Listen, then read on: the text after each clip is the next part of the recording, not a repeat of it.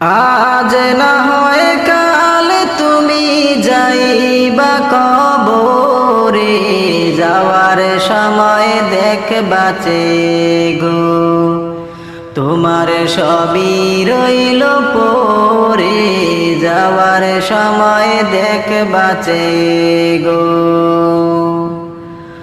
আজ না হয় কাল তুমি যাইবা কবরে, যাওয়ার সময় দেখবাচে গো তোমার সবই রইল পরে, যাওয়ার সময় দেখবাচে গো।